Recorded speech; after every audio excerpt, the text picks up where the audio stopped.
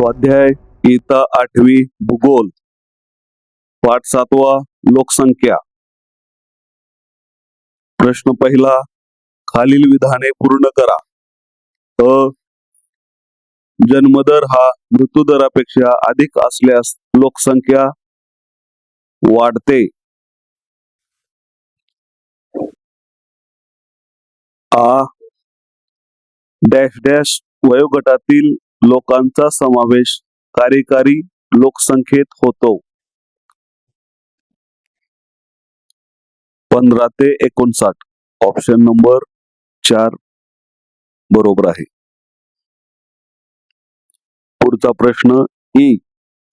समाजात आधुनिक तंत्रज्ञानाचा प्रसार डॅश डॅश घटकावर अधिक अवलंबून असतो।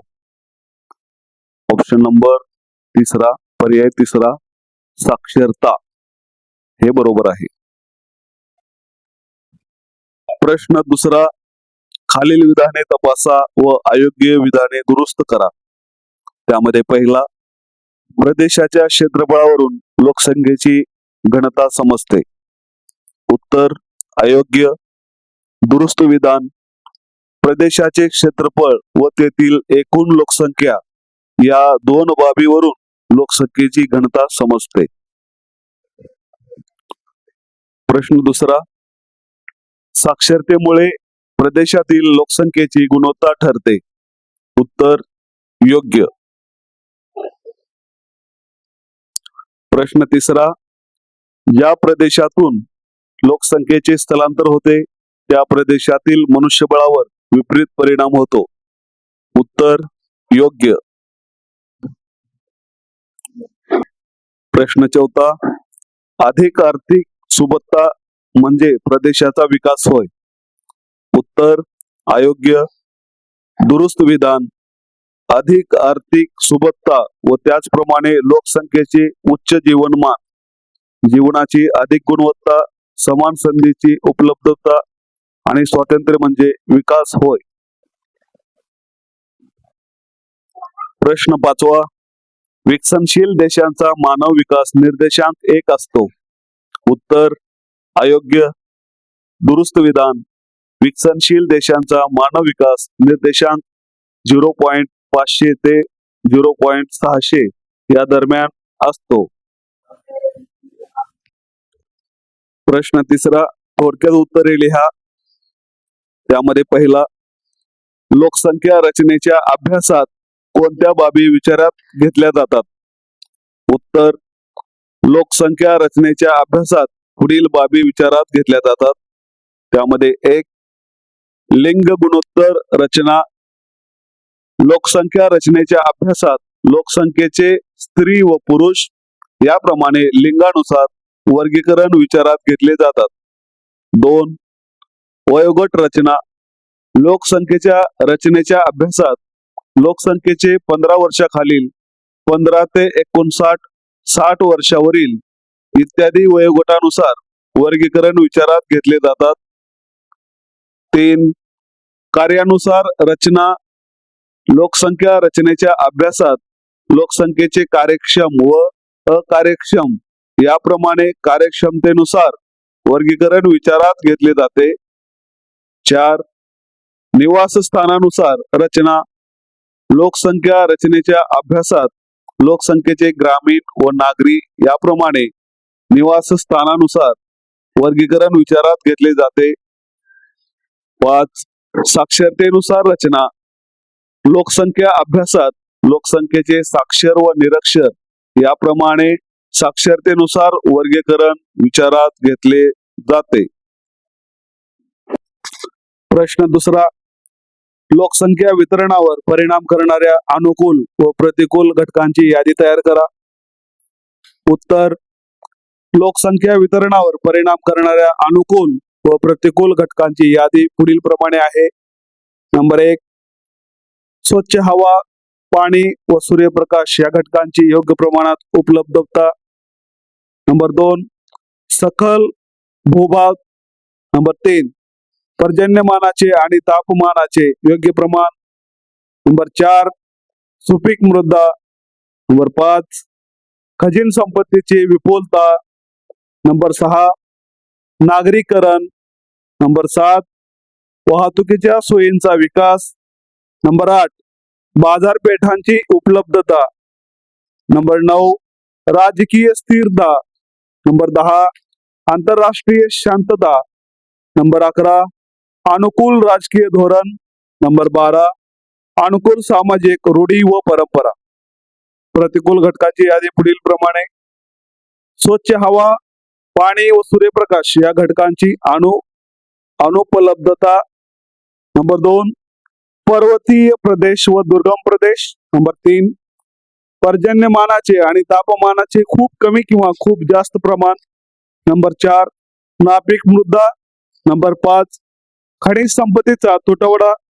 नंबर 6 कारखान्यांचा अपुरा विकास. नंबर 7 अपुरे नागरीकरण. नंबर 8 वाहतुकीच्या सोयींचा अभाव. नंबर 9 बाजारपेठांची अनुपलब्धता. नंबर 10 राजकीय अस्थिरता. नंबर 11 आंतरराष्ट्रीय अशांतता आणि युद्ध. नंबर 12 प्रतिकूल राजकीय धोरण. नंबर 13 प्रतिकूल सामाजिक रूढी व परंपरा. प्रश्न 3 लोकसंख्येची घनता अधिक असलेल्या प्रदेशात कोणत्या समस्या असतील? उत्तर जल, वायू, हवा व मृदा यांचे वाढते प्रदूषण. नंबर 2 वाहतुकीची कोंडी. नंबर 3 निवासाच्या समस्या. नंबर 4 वाढती गुन्हेगारी इत्यादी. प्रश्न 4 लिंग गुणोत्तर कमी असलेल्या प्रदेशात कोणत्या समस्या जाणवतात? उत्तर विविध कौटुंबिक व सामाजिक समस्यात वाढ. नंबर 2 स्त्रियांवरील अत्याचारात वाढ इत्यादी. प्रश्न 4 भौगोलिक कारणे द्या. अ लोकसंख्या हे एक महत्वाचे संसाधन आहे. उत्तर 1 कोणत्याही देशाचा आर्थिक, सामाजिक व सांस्कृतिक विकास हा देशाच्या लोकसंख्येची एकूण संख्या व एकूण गुणवत्ता या घटकांवर अवलंबून असते. नंबर 2 एखाद्या देशाची लोकसंख्या प्रमाणापेक्षा अधिक असेल व लोकसंख्येची गुणवत्ता कमी असेल तर अशा देशाचा विकास संथ गतीने होतो. नंबर 3 एखाद्या देशात लोकसंख्या पर्याप्त असेल व लोकसंख्येची गुणवत्ता उच्च असेल तर अशा देशाचा विकास जलद गतीने होतो. अशा प्रकारे लोकसंख्या हे एक महत्वाचे संसाधन आहे.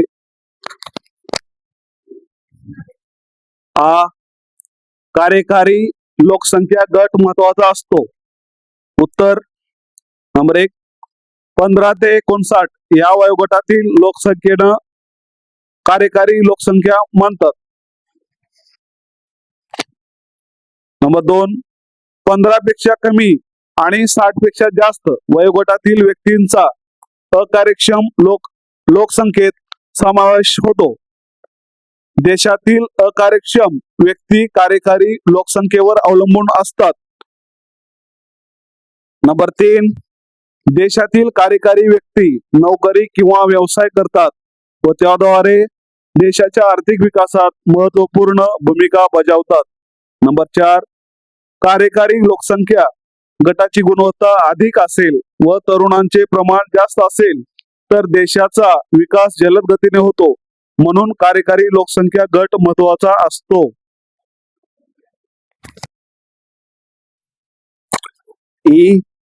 वयोगट रचनेचा अभ्यास आवश्यक आहे. उत्तर नंबर 1 वयोगट रचनेचा अभ्यास केला असता देशातील बालकांचे, युवकांचे, तरुणांचे, प्रौढांचे, वृद्धांचे प्रमाण समजते. नंबर 2 वयोगट रचनेचा अभ्यास केला असता देशातील अवलंबित लोकसंख्येचे आणि कार्यक्षम लोकसंख्येचे प्रमाण समजते.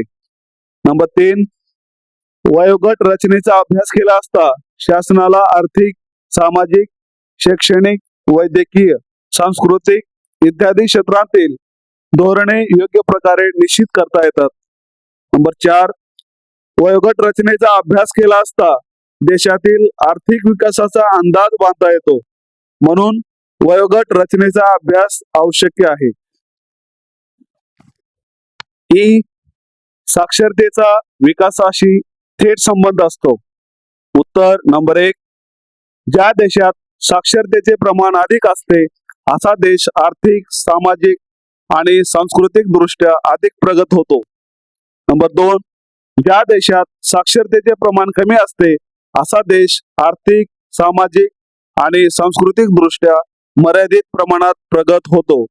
नंबर 3, साक्षरतेचा जीवनमान, जीवनाची गुणवत्ता, उपलब्ध संधी आणि स्वातंत्र्य या घटकांशी प्रत्यक्षपणे किंवा अप्रत्यक्षपणे संबंध असतो.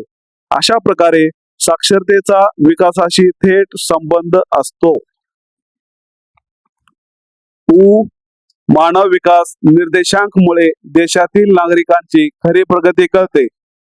उत्तर नंबर 1, मानव विकास निर्देशांक ठरवताना आर्थिक, आरोग्य आणि शिक्षण हे 3 निकष विचारात घेतले जातात. नंबर 2, देशातील राष्ट्रीय उत्पन्नाच्या, आयुर्मानाच्या आणि साक्षरतेच्या आधारे देशाच्या मानव विकास निर्देशांकाचे मूल्य ठरवले जाते. नंबर 3, मानव विकास निर्देशांक देशातील नागरिकांचे जीवनमान, जीवनमानाची गुणवत्ता, नागरिकांना मिळणाऱ्या संधी, नागरिकांचे स्वातंत्र्य, सामाजिक कल्याण, लोकांचे समाधान इत्यादी घटक निर्देशित करतो. म्हणून मानव विकास निर्देशांकामुळे देशातील नागरिकांची खरी प्रगती कळते. प्रश्न 5वा, टिपा लिहा. अ लिंग गुणोत्तर. उत्तर 1, एखाद्या प्रदेशातील दर हजारे पुरुषांच्या तुलनेत असलेली स्त्रियांची संख्या म्हणजे लिंग गुणोत्तर होय. 2, लिंग गुणोत्तराचे प्रमाण पुढील सूत्राद्वारे काढले जाते. लिंग गुणोत्तर बरोबर स्त्रियांची एकूण संख्या भागिले पुरुषांची एकूण संख्या गुणिले 1000. 3, दर हजारे पुरुषांच्या तुलनेत असलेली स्त्रियांची संख्या अधिक असेल तर लिंग गुणोत्तर अधिक असते. या उलट दर हजारे पुरुषांच्या तुलनेत असलेली स्त्रियांची संख्या कमी असेल तर लिंग गुणोत्तर कमी असते. 4, 2011च्या जनगणनेनुसार भारतात केवळ राज्यातील लिंग गुणोत्तर 1984 होते व ते सर्वाधिक होते. 2011च्या जनगणनेनुसार महाराष्ट्रातील लिंग गुणोत्तर 929 होते. 5, लिंग गुणोत्तरावर पुरुषांचे बहिस्थलांतर, स्त्रियांचा जन्मदर इत्यादी घटक परिणाम करतात. आ वयोगट रचना. उत्तर 1, लोकसंख्येची वयोगटानुसार विभागणी म्हणजेच वयोगट रचना होय.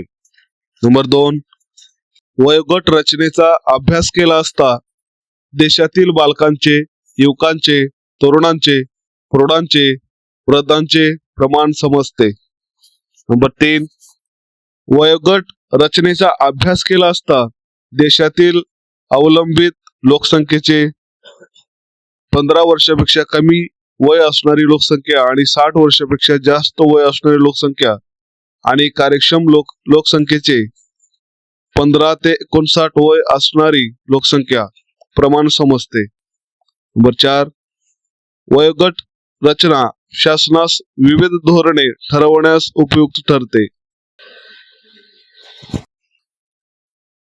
ई साक्षरता. उत्तर 1, वय वर्ष 7 पेक्षा अधिक वयोगटातील लोकांचे साक्षर किंवा निरक्षर अशा 2 गटात वर्गीकरण करता येते. नंबर 2, 7 वर्षावरील लिहिता वाचता येणाऱ्या व्यक्तीस साक्षर समजले जाते. नंबर 3, साक्षरतेचे प्रमाण अधिक असेल तर देशाचा आर्थिक, सामाजिक आणि सांस्कृतिक विकास जलद गतीने होतो. या उलट साक्षरतेचे प्रमाण कमी असल्यास देशाच्या आर्थिक, सामाजिक आणि सांस्कृतिक विकासात अडथळे निर्माण होतात. नंबर 4, साक्षरतेचा जीवनमान, जीवनाची गुणवत्ता, उपलब्ध संधी आणि स्वातंत्र्य या घटकांशी प्रत्यक्षपणे किंवा अप्रत्यक्षपणे संबंध असतो.